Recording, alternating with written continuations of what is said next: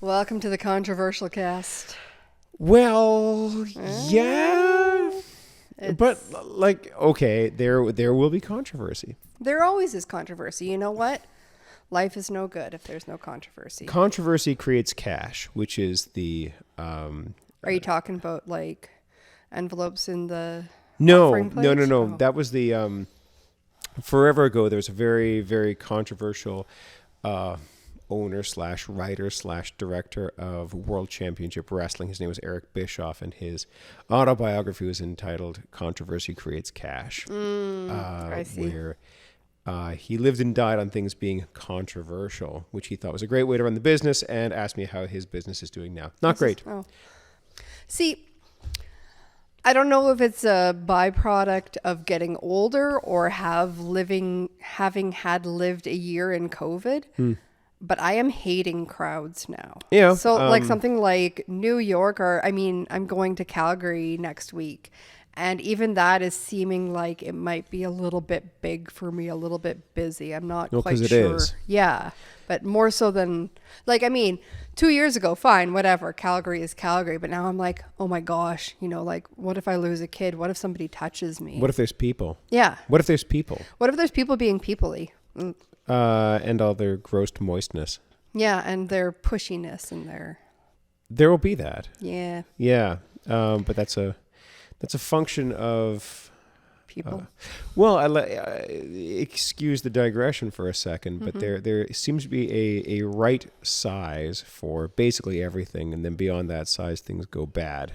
And the right size is vagina. Yeah, correct. Obviously. Yeah, obviously. But vagina is a good size, and it is not improved drastically by just adding more and more and more people to it all the time. Eventually, you hit a break point where that is too much. I'm curious to see what you're going to be looking up for us. When you pull out the phone, it usually means some random fact that always adds to the Shepcast. So back in 1985, that's when I was born. Exactly. The population of Calgary is 650,000.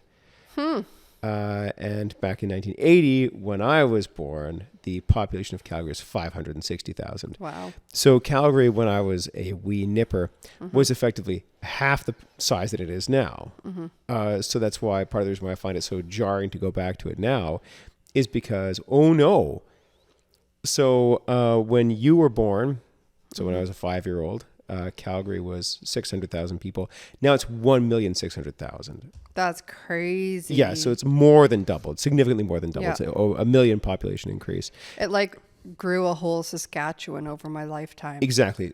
That's crazy. Yeah, that's exactly what it's done. So you haven't been alive that long, not really. You haven't been alive centuries.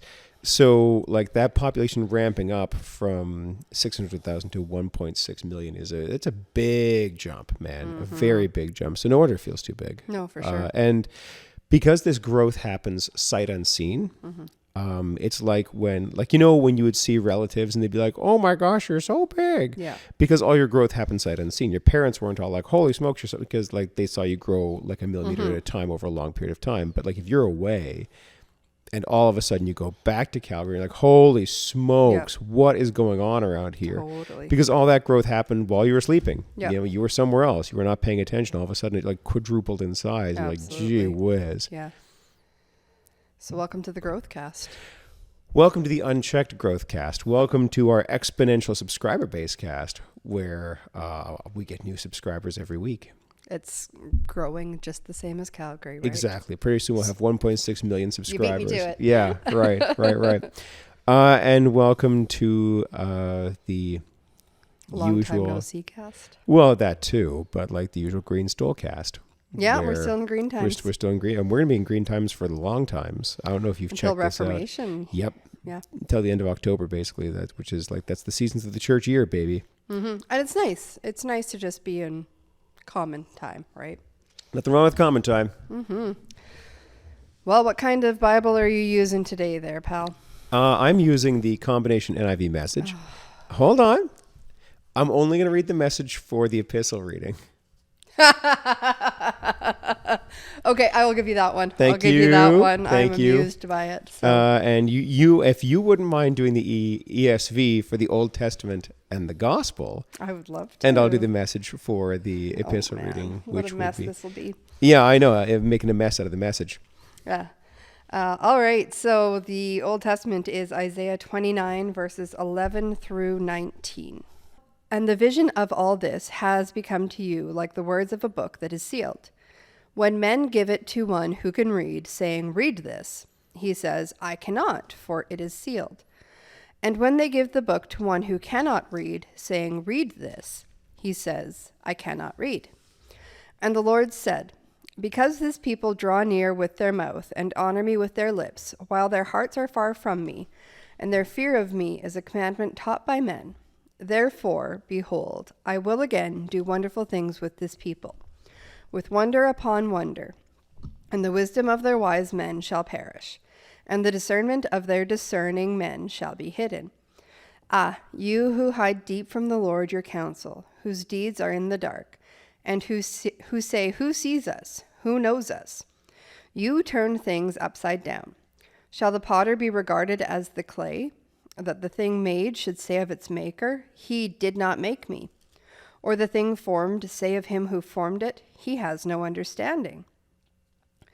Is it not yet a very little while until Lebanon shall be turned into a fruitful field, and the fruitful field shall be regarded as a forest? In that day the deaf shall hear the words of a book, and out of their gloom and darkness the eyes of the blind shall see. The meek shall obtain fresh joy in the Lord, and the poor among mankind shall exult in the Holy One of Israel. Bless you. Hey, this is a bit on the nose, isn't it? A little bit, hey? It's a bit on the nose. It's a bit on the nose in context of what we are about to read at some point in the near future. It's very on the nose, and I don't really know what to do with it beyond that. Like to say, It almost seems like we should be saving it until... Well, because it's going to say... Especially like the last little bit, right? Like from verse 15 on. Yeah. You know? Yeah. The idea of rewriting God and what he's said to fit what we want it to say. Well, I'm hung up on verse 13. Oh, okay. These people come near to me with their mouth and honor me with their lips, but their hearts are far from me. Their worship of me is made up only of rules taught by men. Yeah, you know, that's very on the nose. It's very, again, it's very on the nose in context of what we'll be talking about later, but like these things set each other up. Yeah.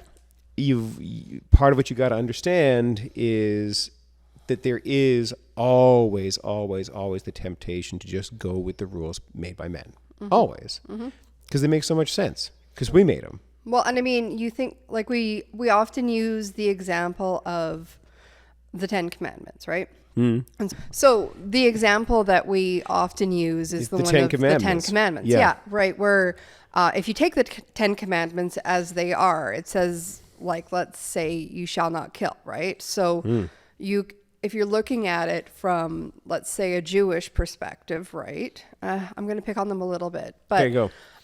They would make all sorts of exceptions to that. It's like, well, you can kill if it's self-defense. You can, or not even Jewish. Let's say modern day society, right? Sure. Where you could say if it's self-defense, then you're okay to kill somebody. If you're in the army, it's okay to kill somebody, right? You have that rule, which we as a society would say is a good rule, that you should not kill people, but there's exceptions to the rule. But you look at Jesus, and he doesn't make exceptions. He makes it harder. He says, not only do you not physically murder somebody, but you don't murder them with your thoughts. You don't murder them by not being kind to them, right? If you are simply not going out of your way to be kind, then you are murdering as well. You're breaking that commandment. You're breaking that commandment. Yeah. Two things. Number one, that there is a movie out there called Thou Shalt Not Kill, except ... Okay. I know nothing about it except the title. And as is frequently the case with these low-budget horror films, it's a $100,000 title on a $5,000 film. Right. In the beginning, God created light. Then God created man, and he gave him 10 commandments. Amongst them, thou shalt not kill. But evil forces arose, ignoring God's commandments, and wreaked havoc on the world. Let's go clean them up. There are times when the laws of God and man must be put aside. Thou shalt not kill. Accept. I am Jesus Christ. No, you're not. You're dead.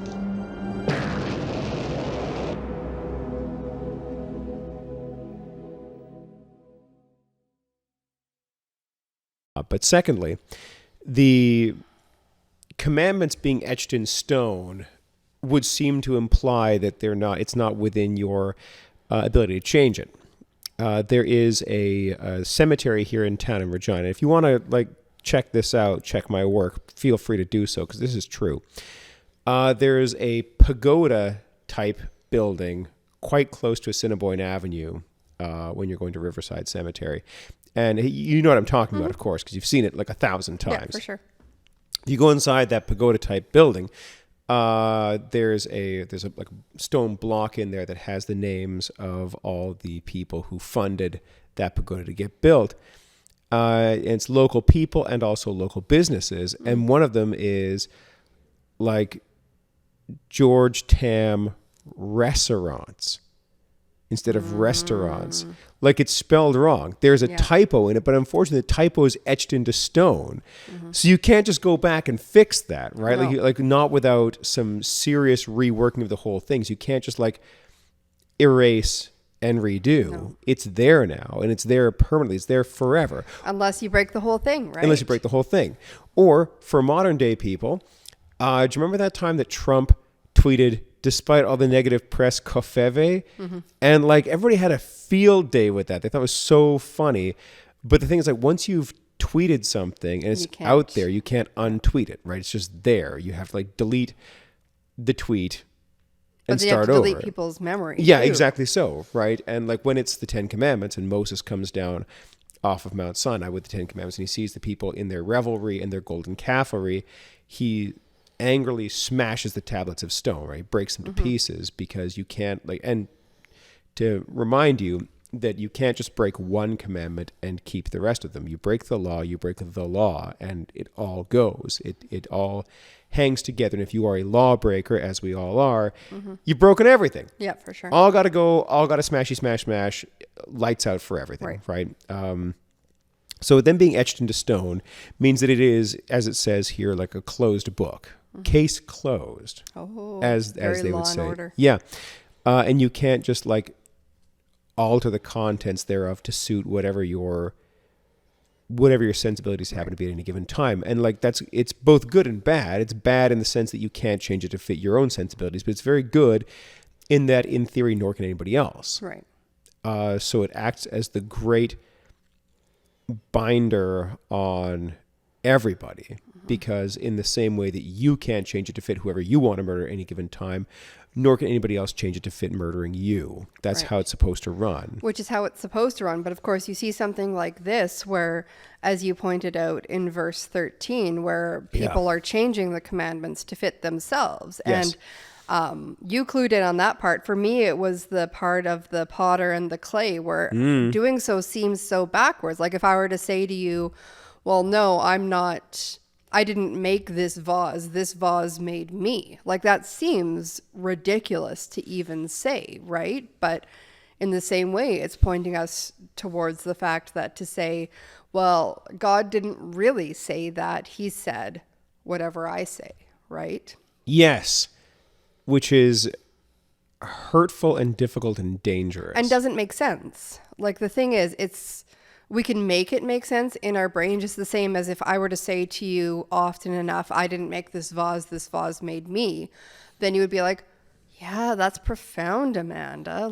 That is a genius statement. Because if I say it enough, if I'm convinced enough of it, even though it's completely ludicrous, it begins to make sense. Well, you can make the case, it's a bad case, but you can make the case that human beings are just pottery's way of making more pottery, right? Because people have been making pottery for as long as there have been people, really, when it comes right down to it. That's one of the defining characteristics of us, and we're still making it today. You can still go and get pottery all kinds of places. Yeah.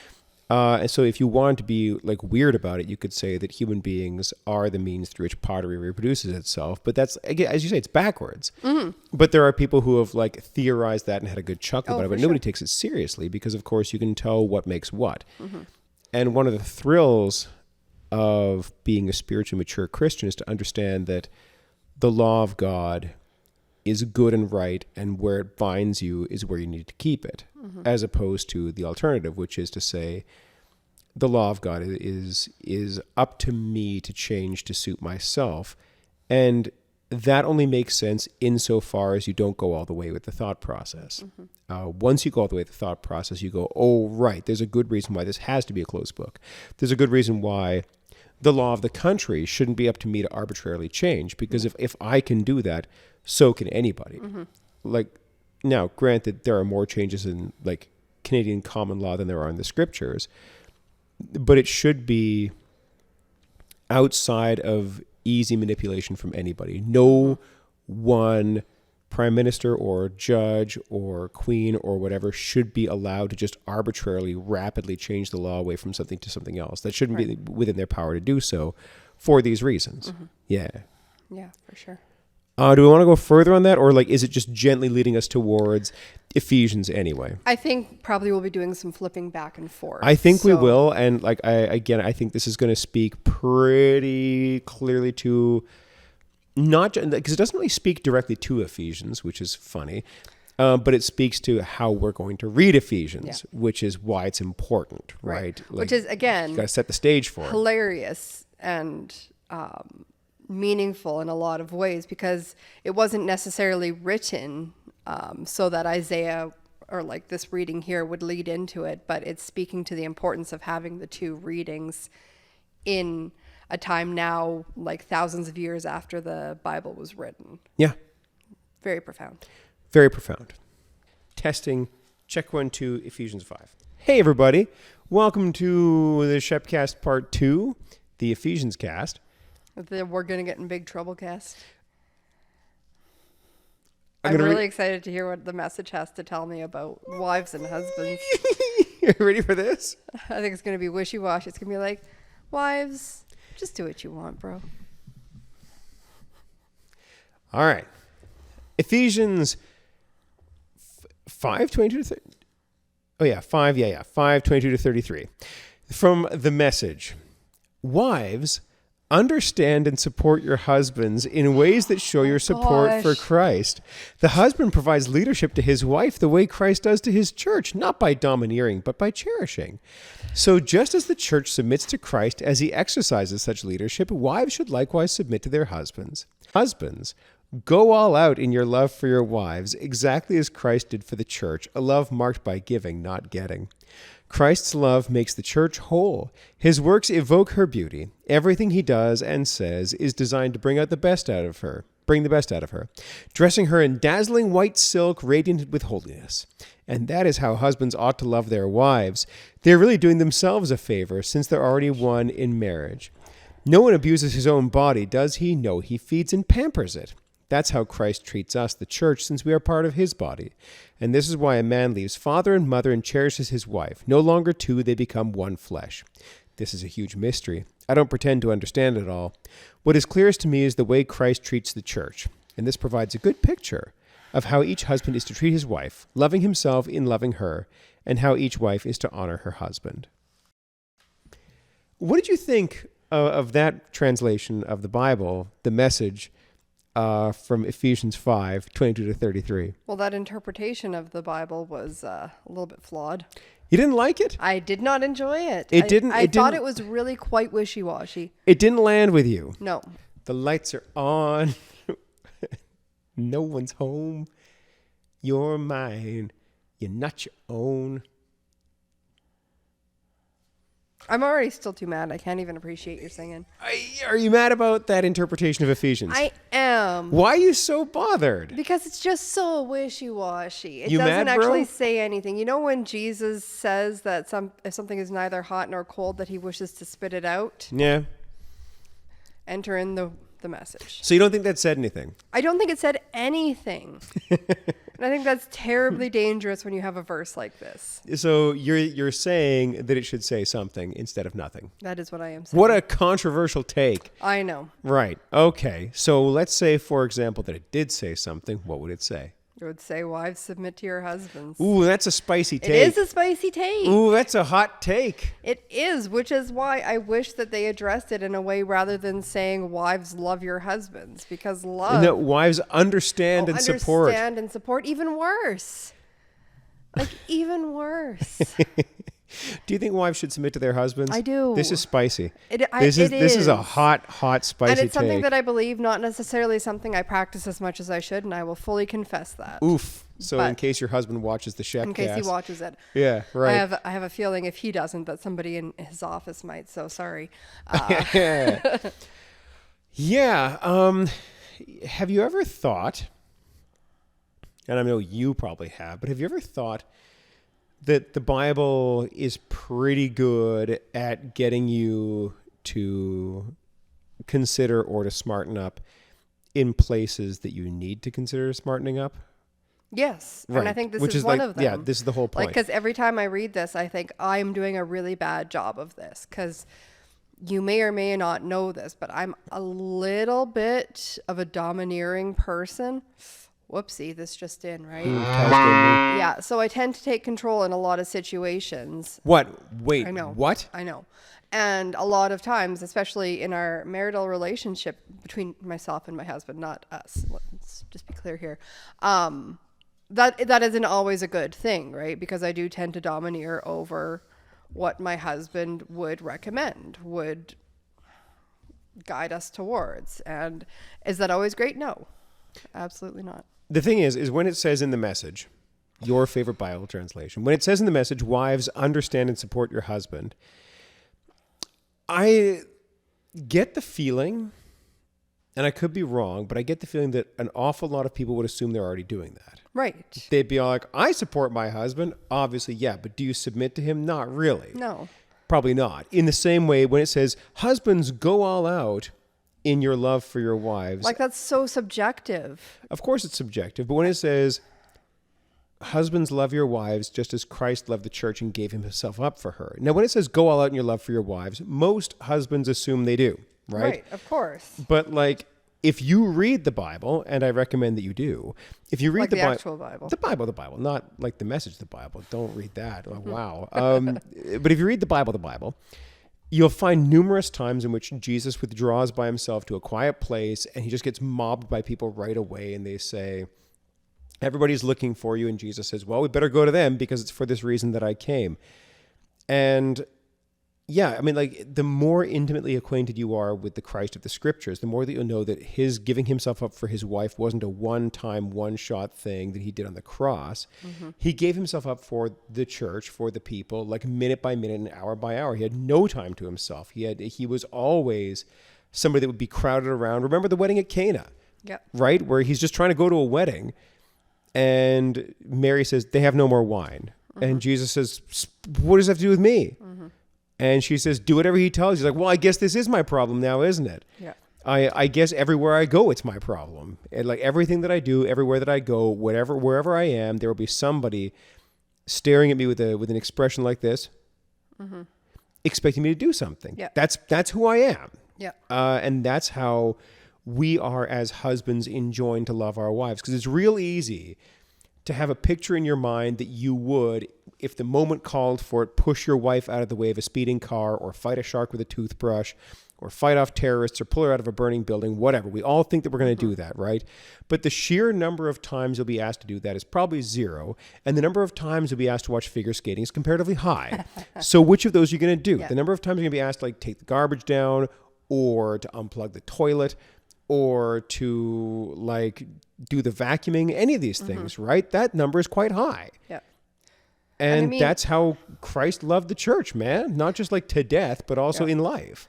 And I mean, a lot of the times when I'm looking at the passage where it says, wives, submit to your husbands, it's not necessarily that you forego your own personality, but it's that you stop and consider another perspective.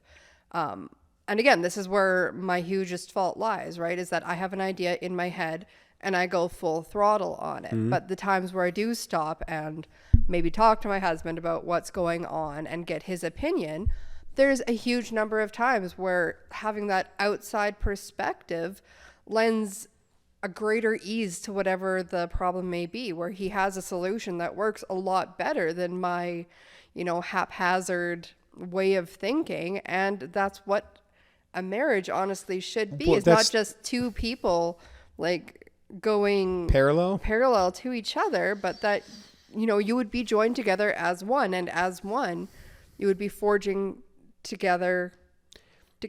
You might almost think that the Holy Scriptures are like, it's designed to encourage you in ways that you are not automatically inclined to do. Absolutely. Right? And like, that's the whole point of this. If you're reading through this passage and you're saying, oh, well, what it really means is that, like, you would just understand. But big deal, right? You don't need a lot of encouragement to do that, but you do need a lot of encouragement, especially in modern times, to submit to your husband. Yeah. You need a lot of encouragement to do that, because you're not automatically going to do that. You are going to kick back against that as harsh as possible. You don't need any encouragement that says, just love your husbands, man. Everybody already assumes that they are doing that anyway. Again, like, it's so subjective. Of course it's because I could say, I love you, like, to anyone, right? Yep. And it's going to mean varying things for each person. Like, if I say to my cat, oh, I love you, kitty, like, that's obviously not the same kind of love I have for my husband. But if we're using the words, not of this one, because this is solid. Yeah, right. But of, like, the message where it just simply says to love, like, that's not giving you anything to work on there. It's just saying, yeah, I do that. So now, and here's the other half of this spicy take. And this is the spiciest take that I'll have all day. And this is the my goodness. elephant I need an antacid. This is the elephant in the room that nobody talks about, but they really should. And I think it's important to do so. And nobody talks about this because you'll get in trouble if you do. But should we contact our lawyers? Definitely. The way that this is framed, that Paul's framing this, is he's letting you know something that nobody's willing to admit, which is that this, like, what he's telling you here is what your partner in your marriage is probably too scared to tell you about how they want to be loved. Like, no jokes. Like your husband, your wife is not going to come straight out and say, like, your wife's not going to say, hi, the way I want to be loved is for you to give yourself until there's nothing left, basically. Like, I want you to always be on call, always be available, and I want you to show and demonstrate your love by providing. They're never going to say that, right? They're never going to come straight out and say, what I want is for you to give and give and give and give and give, and thus provide me with security and confidence and a sense of trust in you that you can be relied on and counted on. They're never going to come out and say that. In the same way, if you talk to if you are dating a guy and you're like, hey, what are you looking for in a woman? And he's like, well, he's not going to say, yeah, somebody who's submissive. He's never going to say that, right? Never in 1,000 years is he going to say, I want my wife to submit to me as Christ submits to the church. He's never going to say that.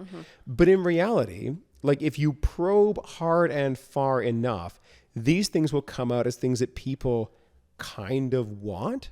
Like, this is the way in which people do want to be loved and appreciated. And it shouldn't be that hot of a take to say this. Right. Like, it shouldn't be like, oh my gosh, we're going to get like Giga canceled for mentioning this.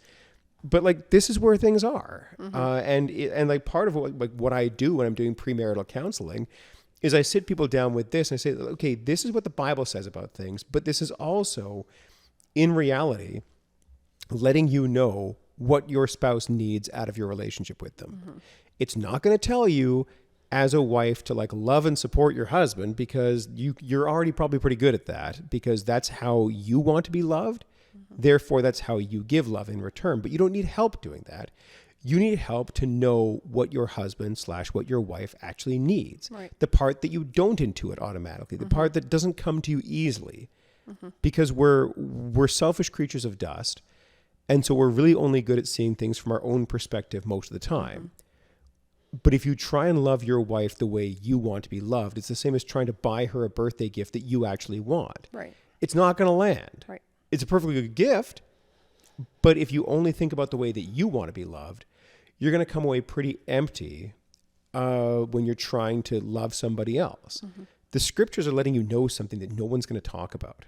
Like no one ever mentions this. And I'm sure if you're watching this at home right now and you turn to your spouse right now, you say, hey, do you actually want this? They'll probably say, oh, no. I would never, ever. But, Or you know. they'll go, no. But it's that hesitation, right? Where it should be as simple as saying, I want what God wants. He knows what's in the heart of people. And therefore, if he gives a prescription for how this is supposed to run, it's probably a good idea. And it's probably a good idea if I get pushed beyond, because like a large part of the problem with the breakdown in marriage is that people will say, I don't understand why she's mad. Like I was doing a good job. I was being a good husband. I was doing everything that I thought I should do. Yeah, you're doing everything you thought you should do. But like her needs were going completely unmet because you were treating her the way you wanted to be treated.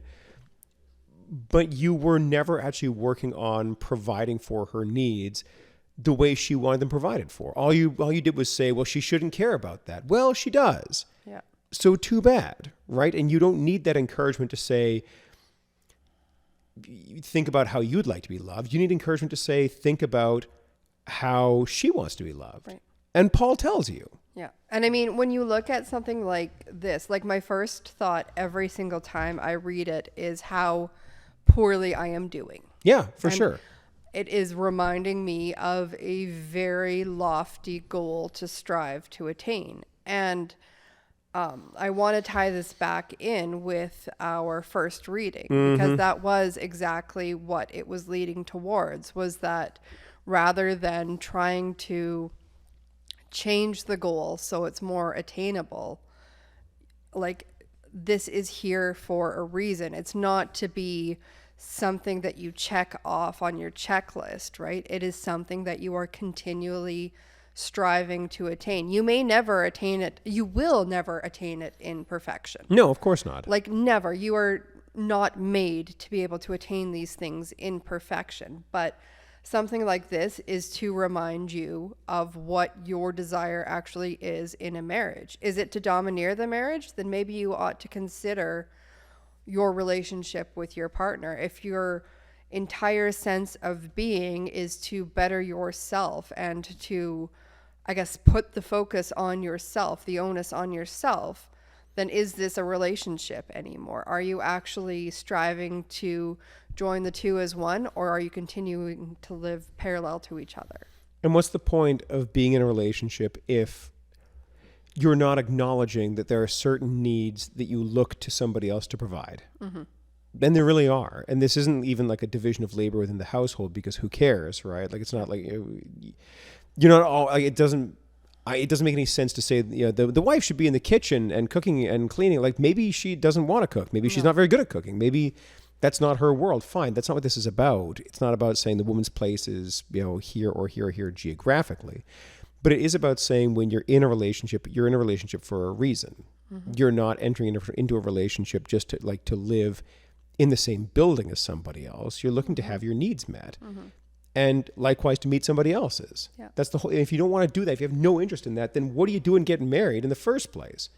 And I think a lot of this is speaking towards what the male and female faults are, because I think isn't that the whole point? It should be, because I think if you're going to make huge generalizations, you might say that perhaps the females are more take charge, right? Because let's just go on pure generalizations here. Maybe I'll get myself in trouble, but let's say that traditionally the women have been in charge of the household, in charge of the children, and as such are kind of trying to make things run in a certain way. And that is going to extend beyond just household children to everything. And that is going to be an asset in some ways, but in a fault in other ways. You know, if you start infantilizing your husband, that's an issue. If you're treating him like a child rather than your husband, that's an issue. If, as a husband, you are trying to, again, generalizations, provide for your family, you're trying to, you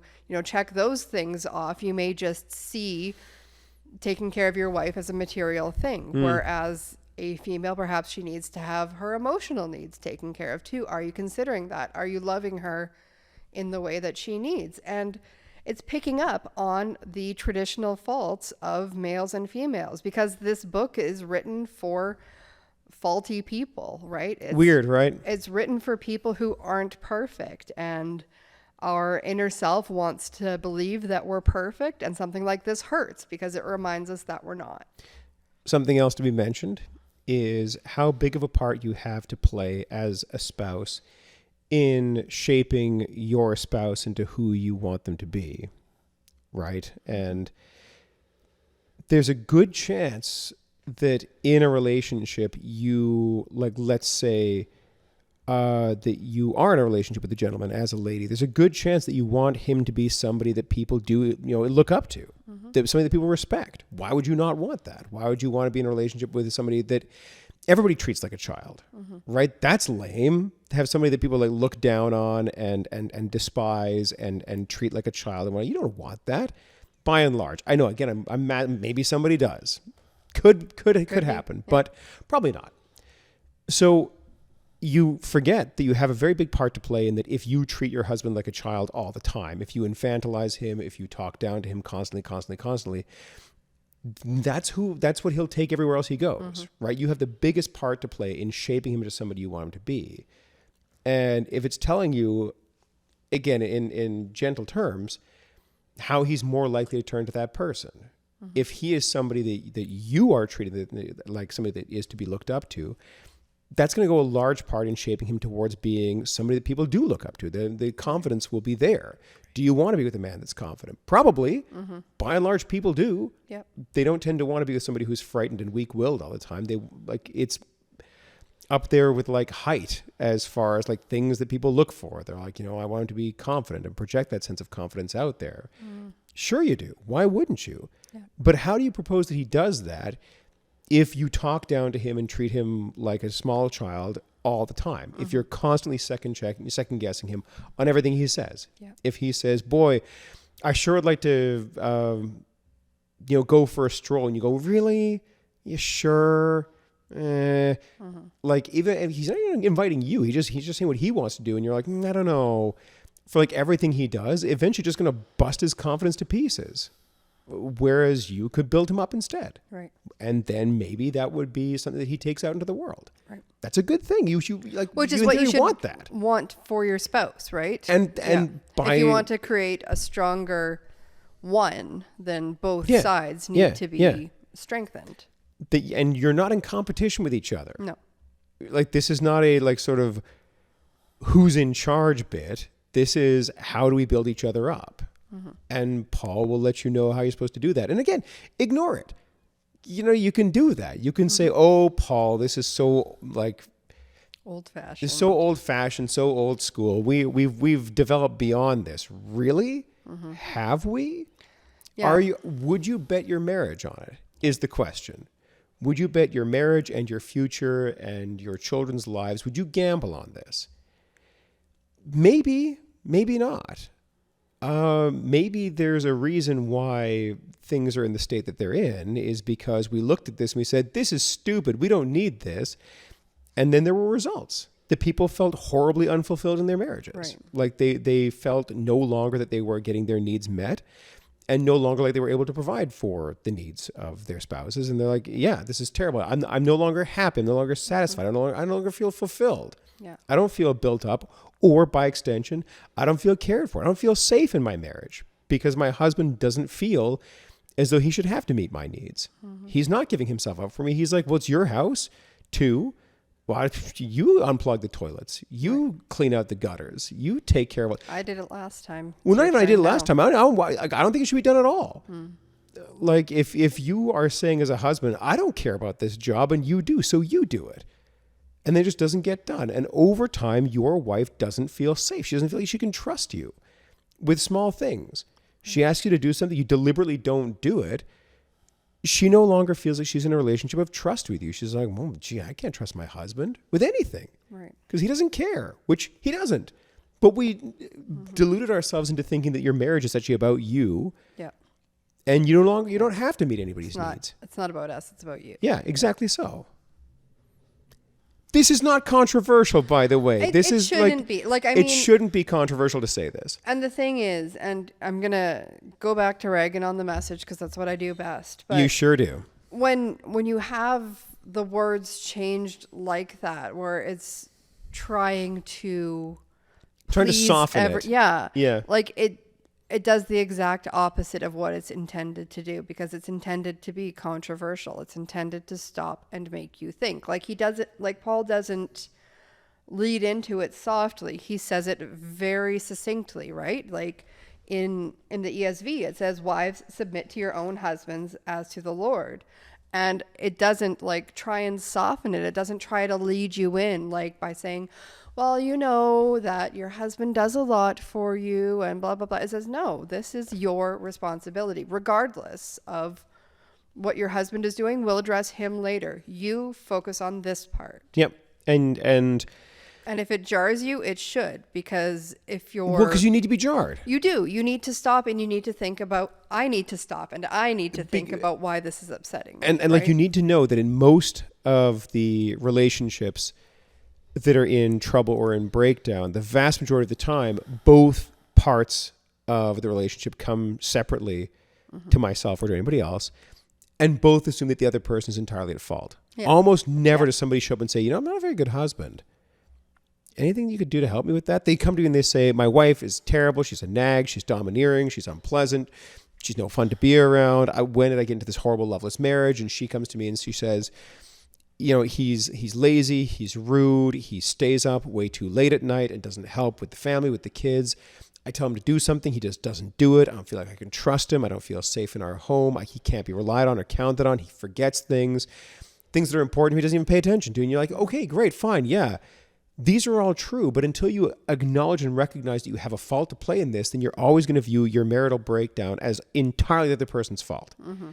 And you do need to be jarred, and you do need to be shocked, and you do need to be reminded that you're not doing the great job that you think you're doing.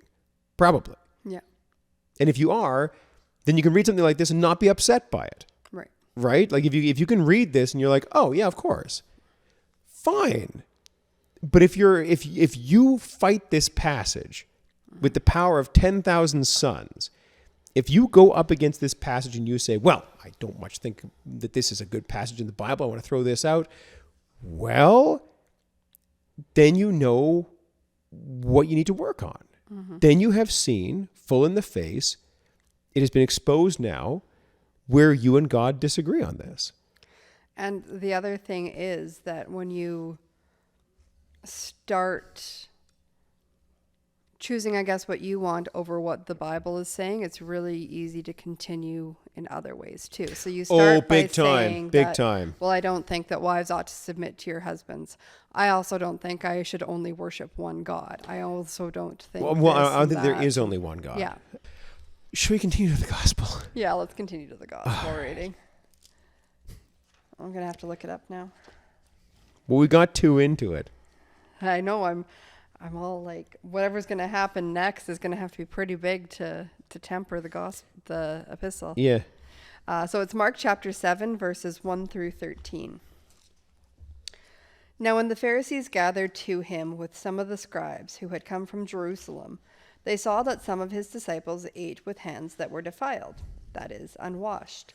For the Pharisees and all the Jews do not eat unless they wash their hands, holding to the tradition of the elders. And when they come from the marketplace, they do not eat unless they wash. And there are many other traditions that they observe, such as the washing of cups and pots and copper vessels and dining couches. Washing of dining couches or just dining couches? I don't know. And the Pharisees and the scribes asked him, why do your disciples not walk according to the tradition of the elders, but eat with defiled hands? And he said to them, well did Isaiah prophesy of you hypocrites, as it is written, this people honors me with their lips, but their heart is far from me. In vain do they worship me, teaching as doctrines the commandments of men. You leave the commandment of God and hold to the tradition of men. And he said to them, you have a fine way of rejecting the commandment of God in order to establish your tradition. For Moses said, honor your father and mother, and whoever reviles father or mother must surely die. But you say, if a man tells his father or mother, whatever you would have gained from me is Corban, that is given to God, then you no longer permit him to do anything for his father or mother, thus making void the word of God by your tradition that you have handed down, and many such things you do. All right. It fits well. It's the same thing that we've been talking about throughout the other two readings, right? It's putting yourself first, putting God second. Now, let's talk about marriage for a second. We just did. And let's talk about weddings for a second. Okay.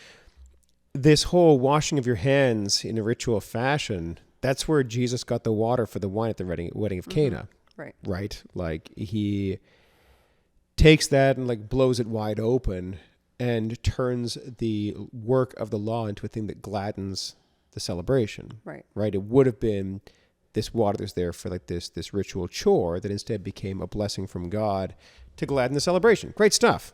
And once again, it's very easy to get to the point where you worship God with your lips, but your heart's far from him. It's very easy to get to the point where you have the tradition of man and not the things of God.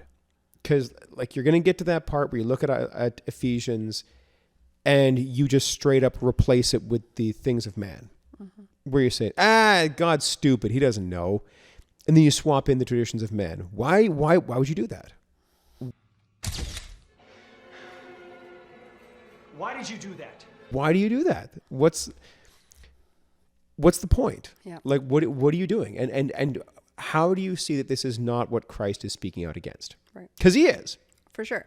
And the thing is that God doesn't place these laws to harm us, right? No. He places them They're there to for bring your us benefit. joy. Yeah. And the thing that I've observed anyways is that the lessening of these laws doesn't bring about more joy. No. You don't feel happier when all of a sudden a rule is less hard, right? It's the same as let's pick on little kids in sports, right? Back in my day when I was young, which is thousands of years ago now, there really weren't participation ribbons, right? No. Like if you won, you won. If you lost, you lost. There was no in between. But now if everybody's getting a ribbon, what motivation is there to be the best, to try and succeed? There's not much. And we're losing out on that. We're becoming complacent by not having these goals to try and attain. Dangerously complacent. Mm-hmm. And you can always tell when you have in mind the things of man because you get mad at the things of God. That you look at the Bible and you get upset about it. Mm-hmm. And that's, there are enough people who will tell you that you should change what's in the Bible to fit where you're at right now. And that's exactly what's going on here, right? Exactly. It is no different. And you will find huge parts of the Bible that you disagree with, whether it be the commandments to love and care for the poor, to feed and clothe the hungry and the naked, or whether it be God's commands for marriage. Mm-hmm. But you're going to find things you disagree with. And at that point, it's up to you to say, this is what I need to be taught. Because if the whole point of the Bible is that you just agree with the parts you agree with and change the parts you don't, what's the point? Yeah. Then you might as well not have it in the first place. Who cares? It's no longer right? the word of the Lord anymore. Like cool moral code, if it just agrees with you or it can be changed to agree with you, then what's the point? Then you may as well not have it. Yeah. Then you may as well not bother with the Christian faith or anything like that because you will always just worship the traditions of men. Right. Very easy to do. I can see why you'd want to. Like, it makes sense why you'd want to do that. But it's really not what God has in mind. And it's not very fulfilling. Well, it doesn't do anything. No, it's the same as the message. Yeah. You know, where but it's dressed up to look nice, but it's not of any actual substance, right? Like these things, these ways, traditions of man, they're very appealing. They seem really easy. They seem because like it just lines up with where you're at. Exactly. You don't have to do anything. Which is why when the Pharisees are coming to him and they're like, hey, you do realize that you're defiled by eating with your unwashed hands. He's like, yeah, well, what about the fact that you as yourself are like an unwashed person? Yeah. Like, it's like, because we all want the rule that is just really simple. Like, if you wash your hands in this fashion, then God You're loves going to you heaven, and you're yeah. fine. Yeah. Real simple stuff, right? Because it's about what you do, and therefore it can be changed to fit what's possible. Therefore, you can do it or not, and you can tell who's in and who's out. When in reality, it's about you as an individual, your thoughts, your desires, your intents and whatnot. That's what God cares about. He's quite clear about that. And you've got to deal with that. And if you spend your whole time saying, yes, but I also don't really care what God has to say on this following topics, well, it's a you problem that you need to work on. All right. I mean, we went way long on the epistle. So We did. I yeah. mean, and that was the one that was controversial. Because we're at 55 minutes now. Oh, so gee. we better quit We if should we probably, Yeah, all It's right. probably going to be a two-parter. Hey? Yeah, well, we'll see. Let's say a word of prayer, and then we will dismiss you all to your Monday. Gracious Lord, we thank you for giving us the entirety of your scriptures, including the parts we don't like. They're there for a reason, not for us to skip them, not for us to cross them out, but instead to underline them, to realize that this is where God's speaking to us, and we as God's people have a requirement to take it seriously. Christ takes it seriously, and so should we. He came to fulfill this law, not to strike it out. So help us to be fully reliant on God as the one who strengthens us where we're weak, to be able to hold to these things we don't necessarily care for, and not to throw them out, even though we don't do them, to hold fast to them and to say, these are good, and we thank God for providing our needs. We ask for these things in Jesus' name. Amen. Amen. Thanks for joining us, you guys, and we'll catch you at the next Shepcast. We'll see you then.